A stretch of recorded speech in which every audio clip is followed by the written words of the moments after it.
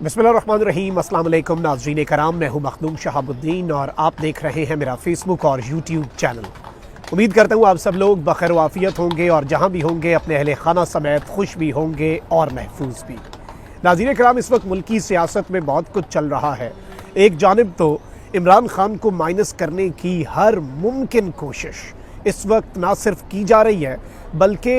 हर plan जो इमरान खान को minus करने में मददगार साबित हो, उस प्लान की एग्जीक्यूशन जो है वो बहुत तेज़ कर दी गई है। लेकिन इस सब के अंदर अब यूँ लग रहा है कि इमरान खान को माइनस करने में बड़े पैमाने पर नाकामी जो है उसका सामना करना पड़ रहा है, क्योंकि अब इस सारी की सारी सूरत हाल के अंदर एक बहुत बड़े ब्रेक थ्रू की इत्तलात हैं। और ये जो ब्रेक थ्रू सामने आ रहा है ये इसलिए भी अहम है, ये इसलिए भी इम्पॉर्टेंट है क्योंकि इस ब्रेक थ्रू में बहुत कुछ वाज़े हो रहा है। इमरान खान से ताकतवरों के राबते,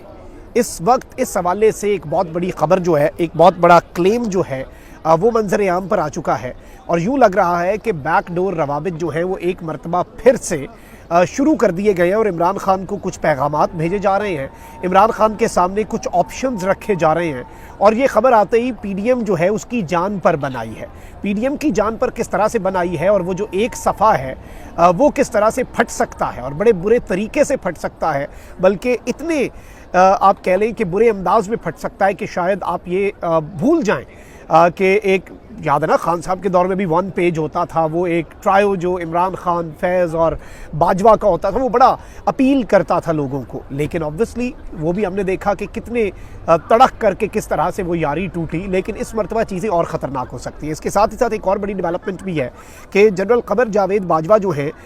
उनसे फ्रांस के एक शहर के अंदर जो बदतमीज़ी करने वाला, या फिर वहाँ पर जनरल बाजवा अपनी अहलिया के साथ थे, उन्हें गालियाँ देकर रिकॉर्ड करने वाला जो शख्स है वो मंजर आम पर आ गया है। उसकी तस्वीर भी सामने आ चुकी है, उसका नाम, उसका फ्रांस के अंदर स्टेटस भी, और उसके हवाले से ये दावा सामने आया है कि उसे एक बहुत बड़ी सज़ा दी जा सकती है। इसके साथ ही साथ जो ओवरसीज़ पाकिस्तानी हैं उनके लिए भी शिकंजा जो है वो कसने के हवाले से कुछ खबरें सामने आ रही हैं कि जो ओवरसीज़ पाकिस्तानी जो हैं वो किसी भी तरह की, चाहे मॉरल सपोर्ट हो या फाइनेंशियल सपोर्ट हो या इस तरह का कुछ करते हैं, उसका भी हम तफसीली जायज़ा ले लेते हैं। क्योंकि बहुत से लोगों ने मुझे कहा कि ये जो इस वक्त खबर गर्दिश कर रही है सोशल मीडिया के ऊपर, इस खबर की हकीकत क्या है और इसके क्या खद्दो खाल हो सकते हैं। पहले बल्कि इसी चीज़ को डिस्कस कर लेते हैं। अच्छा, अब ये बहुत से सहाफ़ियों ने एक पूरी बनी बनाई खबर जो है, एक सरकारी खबर जो होती है ना, वो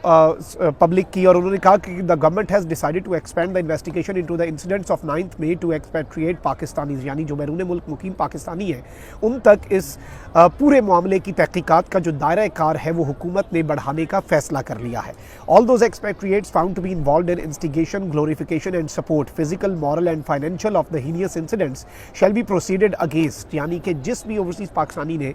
इन इंसिडेंट्स की हिमायत की, चाहे वो फाइनेंशियल थी, चाहे वो फिजिकल थी यानी वहाँ पर वो मौजूद थे, या फिर मॉरल थी यानी एक वो जो इखलाकी मदद होती है कि आप नैरेटिव बनाते हैं, उन्हें इस सब के अंदर नुकसान पहुँचाया जा सकता है। In this regard relevant data of more than 500 Pakistanis has been collected, के 500 से ज़ायद पाकिस्तानी जो बैरून मुल्क हैं उनका डाटा इकट्ठा कर लिया गया है। Their call records, social media activity, travel history, financial transactions, immigration status and other relevant data has been analysed, यानी कि इनकी हर चीज़ जो है वो एनालाइज कर ली गई है। It has also come to the notice of Pakistani authorities that some of their ring leaders have been found to be backed and funded by hostile intelligence agencies, यानी कि ये जो ओवरसीज़ पाकिस्तानीज़ हैं जो बाहर बैठे हैं कि उनके वाले से ये बात सामने आई है तहकीकात के अंदर, ये जो सरकारी खबर है इस वक्त, कि जी उन्हें कोई हॉस्टाइल इंटेलिजेंस एजेंसियाँ जो हैं वो भी सपोर्ट कर रही हैं, वो उनके पीछे हैं, इनके पीछे उनकी बैक है। अब कहा जा रहा है जी all such individuals shall be made part of investigation whenever they visit Pakistan, जब भी वो मुल्क वापस आएंगे उन्हें तहकीकात में शामिल कर लिया जाएगा।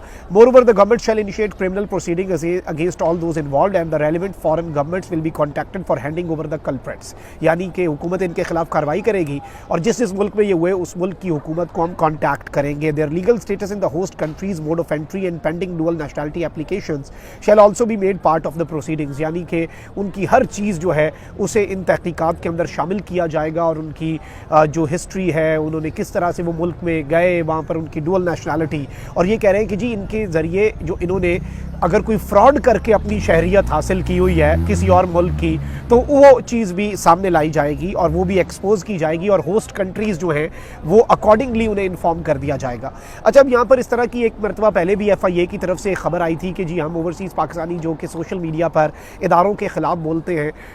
उनके ऊपर हम एक अपना शिकंजा कसेंगे, उन्हें रेड वारंट जारी करेंगे, इंटरपोल के ज़रिए हम उन्हें लेके वापस आएंगे। अच्छा, जितने लीगल एक्सपर्ट्स हैं, इवन टॉप के जो पाकिस्तान के वकील हैं, उन्होंने कहा है कि ये सिर्फ़ और सिर्फ एक साइकोलॉजिकल ऑपरेशन हो सकता है लोगों को डराने का, क्योंकि आपको लगता है कि बैरून मुल्क जो बड़े अहम तरीन टॉप के आपके ममालिक हैं वो इस तरह की इन्फॉर्मेशन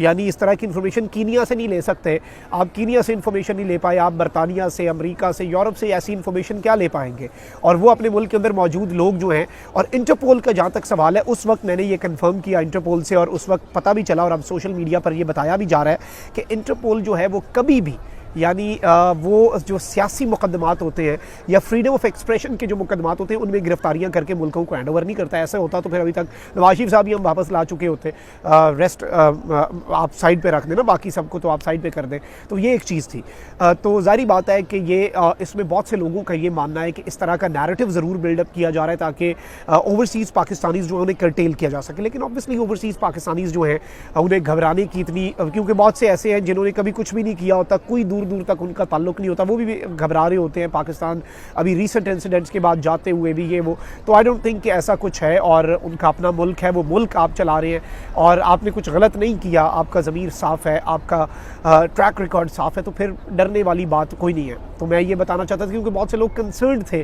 कि कहीं इस सब के अंदर जो शरीफ आदमी है, जो इनोसेंट आदमी है, उसके साथ में कुछ हो जाए। अच्छा, इसी तरह का एक इंसिडेंट आपको पता है कि जनरल कमर जावेद बाजवा जो है उनके साथ फ्रांस में हुआ और फ्रांस के अंदर जनरल कमर जावेद बाजवा साहब जो हैं वो अपनी एहलिया के साथ थे। ये एनएनसी शहर है वहाँ पे, ये फ्रांस के अंदर। उसके बाद इनकी स्विट्ज़रलैंड से भी कुछ तस्वीरें आई, फैमिली के साथ थे, अपने बेटे और बहू के साथ बाजवा साहब। और बाजवा साहब जो है ये वहाँ पर जब तशरीफ़ फरमा हुए, जब ये वहाँ पर गए तो फिर इन्हें वहाँ पर एक बंदे ने पकड़ लिया। वो अफ़गान शहरी था, वो बाजवा साहब को इंतहाई गलीज़, गंदी और नंगी गालियाँ जो हैं वो बाजवा साहब को देता रहा। और अब जावेद चौधरी साहब ने ये दावा किया है कि इस शख्स का जो डाटा है वो एम्बेसी ने ट्रेस किया इस शख्स को, इस शख्स की तस्वीर भी सामने आ चुकी है।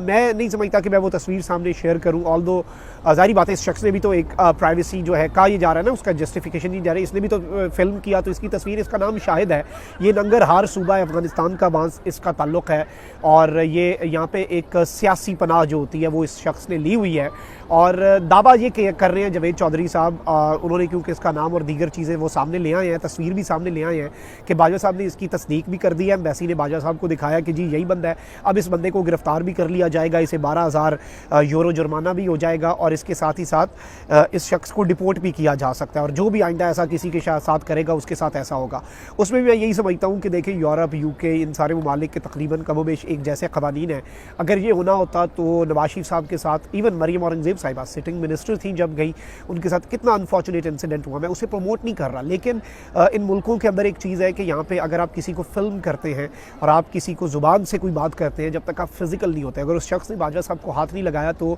कानून जो है वो इस तरह से हरकत में नहीं आता। और ज़ाहिर बात है कि अगर इस बात को मान लिया जाए कि उस अफ़गान शहरी को सज़ा मिल के उसे 12,000 यूरो जुर्माना भी हो जाएगा, उसे जेल भी हो जाएगी, उसे मुल्क से भी निकाल देंगे, तो फिर लंदन के अंदर जितने लोग हैं जो रोज़ाना की बुनियाद पर नवाज शरीफ साहब या हुसैन नवाज जिधर उन्हें मिल जाए, वो उन्हें सुकून से कॉफ़ी का एक घूंट जो है वो उनके हलक से नीचे नहीं उतरता। कोई बंदा टपक आता है और वो बंदा आके उनके साथ वो बातें करता है, वो हशर करता है कि वो वहाँ से भागने पे मजबूर हो जाते हैं। तो ज़ाहिर बात है उनके साथ भी ये हो जाता। लेकिन चले ये चीज़ सामने आई है कि ये शख्स जो है कम से कम इस शख्स को आइडेंटिफाई कर लिया गया है। इस शख्स का नाम है शाहिद, ये अफ़गानिस्तान का सूबा जो है नंगरहार उसका रहने वाला है। इसकी तस्वीर भी सामने आ चुकी है और ये जो शख्स है इसके हवाले से एम्बेसी ने अब बड़ी तेज़ी दिखाई है और ज़ाहिर बात है एम्बेसी ने इस शख्स को स्पॉट कर लिया है।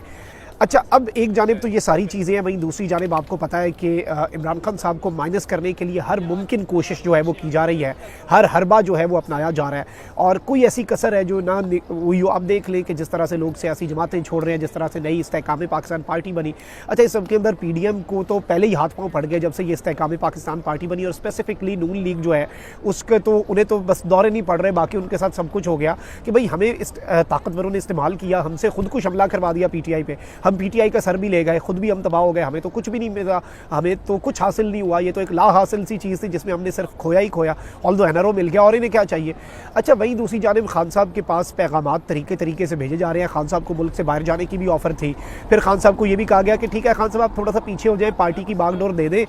किसी और बंदे को जिस पे आप भी ट्रस्ट करते हैं, जो ताकतवरों को भी काबिल कबूल है, कोई ज़रा वो पॉलिटिकल चीज़ें लाएँ, वो मामलात को ठीक करें, फामो तफहीम से हल करें, और आप बस ये इंटरनेशनल मीडिया को इंटरव्यू जो है ना, बस इधर से आप थोड़ा सा अपना हाथ खींच लें और हाथ होला रखें, थोड़ा सा ट्वीट्स और अपनी स्टेटमेंट्स में थोड़ा सा चलें, पॉलिटिकली इनएक्टिव हो जाएं, आप ज़रा हाइबरनेट हो जाएं थोड़े अरसे के लिए, फिर दोबारा आ जाइएगा, सब आ जाते हैं। ये मिसालें भी दी जा रही थी। तो ये सारे पैगामात ऑब्वियसली इसीलिए दिए जा रहे हैं क्योंकि डायरेक्टली इमरान खान को क्रश करना या इमरान खान को पॉलिटिक्स से माइनस करना जो है वो इतना आसान नहीं है। इवन इस सब के अंदर आप देख लें 100 से ज़ायद रहनुमा चले गए, वर्कर कब जाएगा इस इस्तेहकाम पाकिस्तान पार्टी में? ये तो आते साथ ठुस हो रही है ना, मतलब बंदे आ रहे हैं, सपोर्ट, पब्लिक सपोर्ट कहाँ से आ रही है? पब्लिक सपोर्ट तो बिल्कुल भी नहीं है, पब्लिक सपोर्ट तो ना होने के बराबर है। अब यहाँ पर एक ख़बर सामने आई है और इस खबर के हवाले से जारी बात है इमरान खान साहब जो हैं उन्हें कुछ मैसेजेस जो हैं वो ऑलरेडी कम्युनिकेट किए जा रहे हैं, लेकिन यहाँ पर साबिर शाकिर साहब जो हैं उन्होंने बताया है कि कंपनी के लीडर्स जो हैं उन्होंने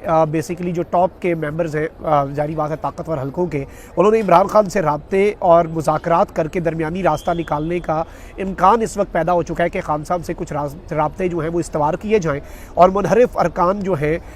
उनके भी राब्ते हो रहे हैं और बहुत से लोगों को इंगेज किया जा रहा है कि खान साहब के साथ कोई एक वर्केबल सलूशन बना लिया जाए, क्योंकि शाह महमूद कुरैशी जो एक इंतहाई वर्केबल सलूशन लेके गए थे, इमरान खान साहब ने उसके ऊपर इनकार कर दिया। और जारी बात है कि खान साहब का अरेस्ट भी हो जाए, मिलिट्री कोर्ट्स भी हो जाए, सज़ाएँ भी हो जाएँ, उससे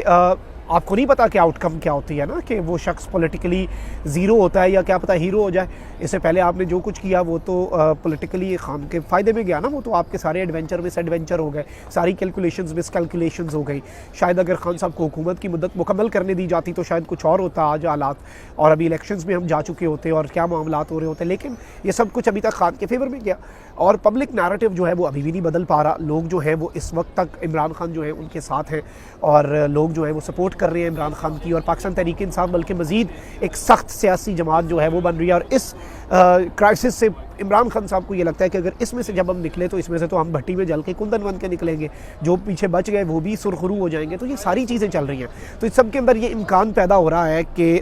इमरान खान साहब से एक राब्ता जो है वो बहाल करके कुछ मैसेजेस जो हैं और एक दरमियानी रास्ता, इसमें मैं ये नहीं कह रहा कि खान साहब को कोई बड़ा कहा जा रहा है कि जी आप सब कुछ कर लें, सब कुछ ओके है और आप जिस तरह से करें, इस तरह नहीं, लेकिन एक दरमियानी रास्ता जो है, एक वर्केबल सलूशन जो है वो निकालने के। लेकिन इमरान खान जाहिर बात है डटे हुए हैं, वो उस वर्केबल सलूशन पे भी नहीं आएंगे इफ़ इट मीन्स कि इमरान खान साहब खुद वॉलंटरली अपने आप को माइनस कर दें। और हल वैसे यही है, इमरान खान सिर्फ खुद अगर अपने आप को सियासत से माइनस करता है तो माइनस हो सकता है, वरना माइनस होना इमरान